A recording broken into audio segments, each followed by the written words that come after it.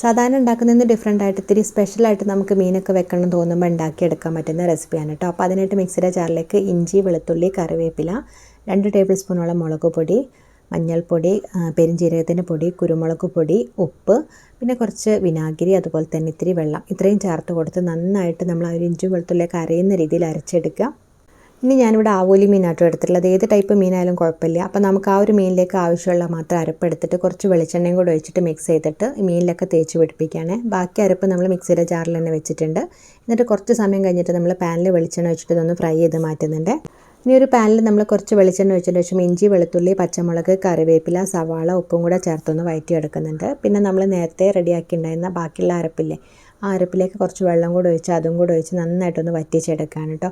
അപ്പോൾ ചെറുതായിട്ട് ഒരു എണ്ണ തെളിയുന്ന സമയത്ത് നമ്മളിതിലേക്ക് തക്കാളിയും അതുപോലെ ഉലുവാപ്പൊടിയും കൂടെ ചേർത്ത് വറ്റിച്ചെടുക്കുകയാണ്. ഇനി ഇതിലേക്ക് നമ്മൾ അരക്കപ്പോളം കട്ടിയുള്ള തേങ്ങാപ്പാലും കൂടെ ഒഴിച്ചു കൊടുക്കുക. അത് കഴിഞ്ഞിട്ട് നമ്മൾ ചെറുതായിട്ടൊന്ന് തിളയ്ക്കുമ്പോൾ ഫ്രൈ ചെയ്തിട്ടുണ്ടായിരുന്ന മീനും കൂടെ ചേർത്ത് ആ ഒരു അരപ്പ് ഇങ്ങനെ അതിൻ്റെ മേലെ ഇങ്ങനെ പൊതിഞ്ഞ് വരുന്ന രീതിയിൽ നമ്മൾ റെഡിയാക്കി എടുക്കുക കേട്ടോ. നല്ല അടിപൊളിയായിട്ട് റെസിപ്പിയാണ്. ട്രൈ ചെയ്തൊക്കെ ഫീഡ്ബാക്ക്സ് അറിയിക്കുക. വീഡിയോ ഇഷ്ടമാണെങ്കിൽ ചാനൽ സപ്പോർട്ട് ചെയ്യാനും മറക്കരുത്.